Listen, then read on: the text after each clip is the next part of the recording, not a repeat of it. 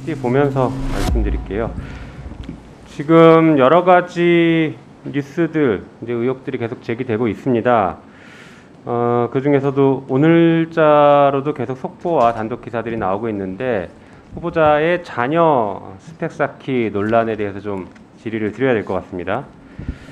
자, 보니까 그 한 10가지 정도 사항의 스펙 쌓기 활동들이 있어요.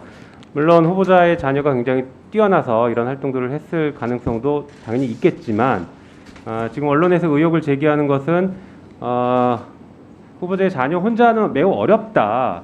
가족들이 총동원됐다. 그리고 이 스펙 쌓기에 허위가 개입되어 있을 가능성이 매우 높다. 이런 의혹들이 계속 제기되고 있습니다. 하나 차례대로 보겠습니다. 다음 보여주시죠. 먼저 가장 논란이 많은 게 이제 복지관에 그 노트북 50대 기부한 것이죠. 네, 이 기부에 대해서 한동훈 후보자는 뭐 기업에서 기부한 것이다, 잘 모른다, 뭐 이런 취지로 얘기를 했던 것 같아요. 그런데 오늘자 보도를 보니까 그 후보자의 딸의 동아리명이 기념사진에 그대로 찍혀 있습니다. 그래서 이 기부가 후보자의 딸의 동아리, 그러니까 후보자의 딸의 활동을 매우 이제 돋보이게 하는 그런 역할을 했다고 볼 수밖에 없죠.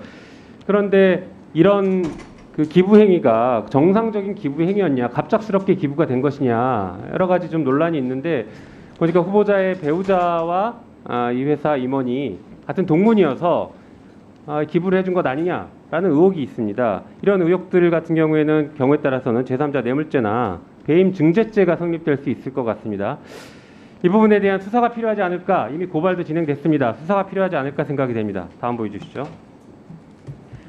자, 3M 아까 얘기했던 그 기업은 복지관에 노트북을 기부한 기업은 3M인데 그 3M이 또 등장합니다. 해당 기업이 후원한 논문 대회에서 후보자의 딸이 금상을 수상합니다. 그런데 수상했던 논문 같은 경우에는 대필 의혹이 나오고 있는 논문이에요. 이것 역시 지금 범죄가 성립할 수 있지 않을까 싶습니다. 논문을 대필 의혹한 논문을 제출했고 그 제출한 논문을 가지고 상을 탔다. 이러면 업무방해죄 성립될 수 있지 않겠습니까? 후보자가 그동안 그토록 강조했던 공정과 정의, 상식에 비추어 보면 당연히 수사 대상이 될 것으로 보여집니다. 다음 보여주시죠. 자, 그리고 후보자의 딸이 인터뷰했던 내용 중에서는 인천시장상을 받았다라고 했는데 보니까 인천시 의회 의장상 얘기가 나오고 있죠.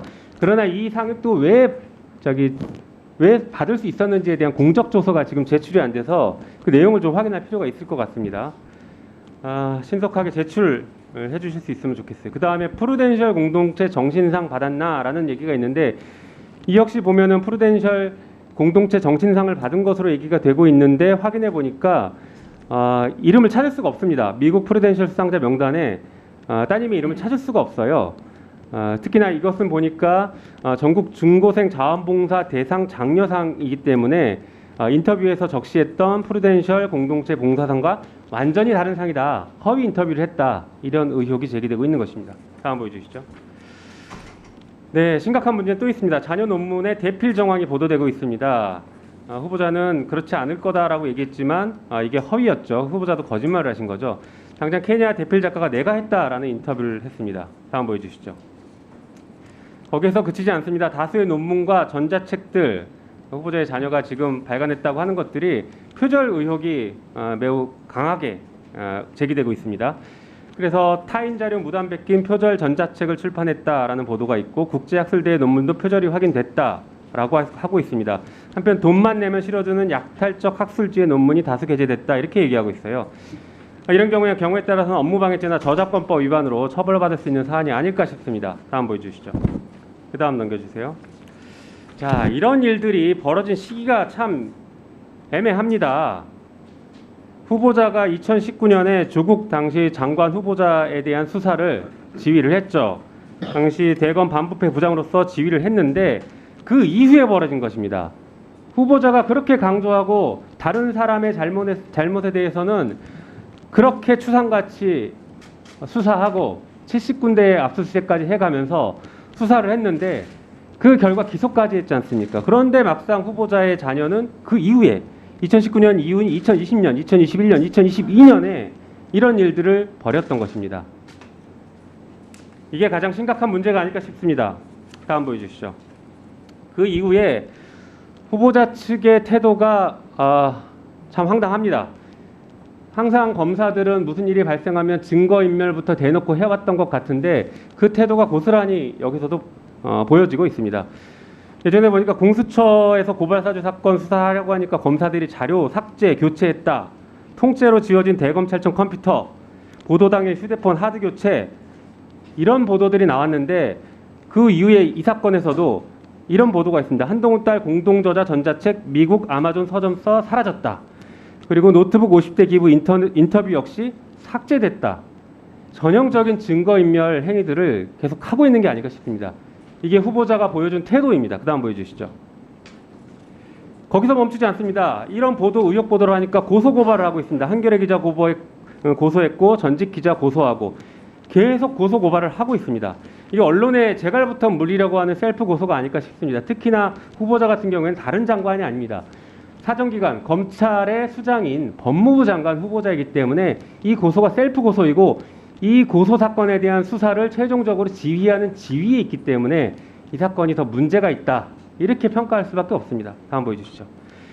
설리번 소송 많이 그 국민의힘에서 내든 인용했었죠. 공직자나 공인의 경우에 명예훼손이 인정되기 위해서는 이 보도의 오류가 실제적인 악의를 가지고 있어야 되는데 조금 전에 그런 보도들이 실제적 악의가 있다고 보기 어려움에도 불구하고 후보자가 매우 정광석화처럼 강력한 법적 대응들을 하고 있는 게 아닐까 이런 태도를 지적하지 않을 수 없습니다. 네. 그 다음 보여주시죠. 자, 후보자는 그런데 이렇게 이런 스펙들을 쌓는 게 사실 별 문제 없지 않냐, 아직 대학 진학도 하지 않았고 거기에 쓰지도 않았지 않느냐, 소위 말해 예비 음모는 처벌할 수 없는 것 아니냐라는 취지로 읽혀집니다. 그런데 그렇지 않은 것 같습니다. 이걸 왜 이렇게 스펙을 쌓았을까? 다음 보여주시죠. 그 후보자 사촌과 똑같은 스펙을 쌓아갑니다. 보니까 그 후보자의 딸과 사촌들의 교회 활동들은 여러 차례 겹치고 있습니다. 봉사활동 단체를 같이 만들었고, 다음 넘겨주시죠. 또 포스터 전시회도 같이 했고 포스터에 그 이모의 딸이 이름이 모두 들어갑니다. 그 사촌들의 이름이 들어간다는 얘기죠. 또 보여주시죠. 또 환경 문제를 다루는 어떤 커뮤니티, 장애인 커뮤니티 이사나 수학클럽 회장 등을 맡은 등의 스펙을 비슷하게 유지합니다. 다음 보여주시죠.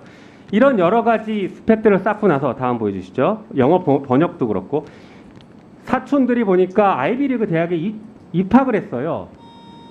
후보자의 딸도 똑같은 코스를 걷기 위해서 이런 생각을 했던 것으로 보여지는데 여전히 아니냐고 얘기하실 수 있고 그렇게 주장하실 수 있겠습니까? 공정하다고 평가하실 수 있겠습니까? 여기에 대한 입장과 지금 당장 수사가 필요한지에 대한 입장도 말씀해 주십시오. 답변하십시오. 예. 너무 많이 말씀해 주셔서 어떤 부분을 먼저 대답해야 될지가 조금 애매한데요.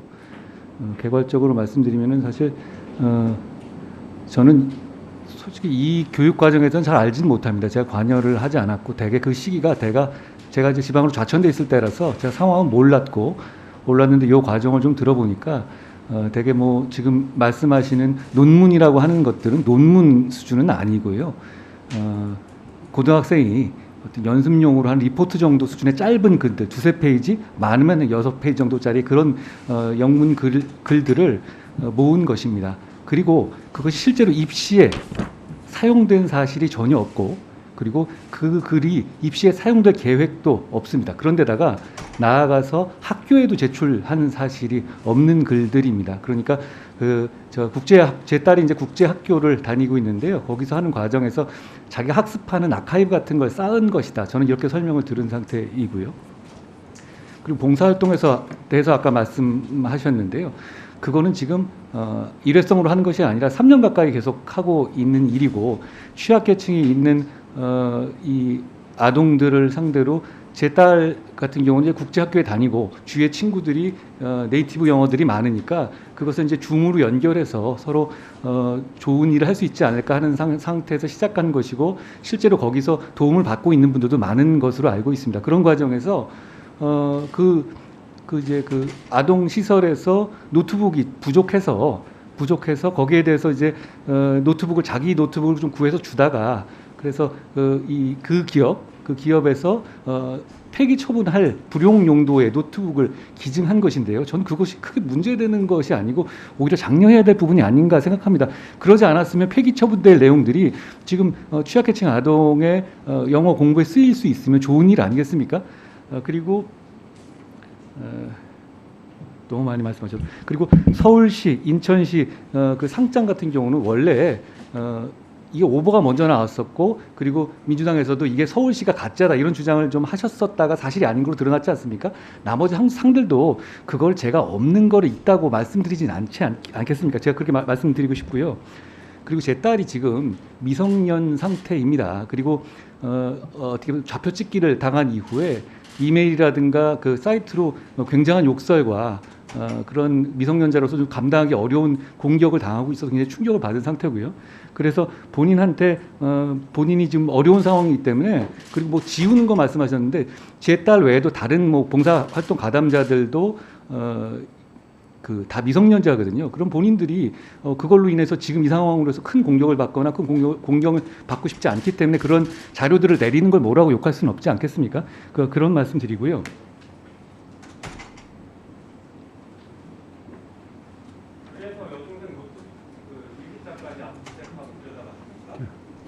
그 부분에 예, 의원님 말씀 드려도 될까요? 질문하신 거면 예, 그거를 여러 번 말씀하시는데요. 그 혹시 뭐 족 전 장관 사건 말씀하신 거라면 제가 그 수사팀에 물어봤습니다. 그 여중생 물론 그 당시에 조민 씨는 30세였죠. 그 일기장을 압수한 적 있느냐 그랬더니 그런 사실이 없다고 합니다. 그건 아마 좀 잘못 알고 계신 것 같습니다. 지금 말씀드린 것처럼 입시에 쓰이지도 않았고 입시에 쓰일 계획도 없는 그 습작 수준의 글을 올린 것을 가지고 그 수사까지 말씀하시는 건 좀 과한 말씀 같습니다. 네, 수고하셨습니다.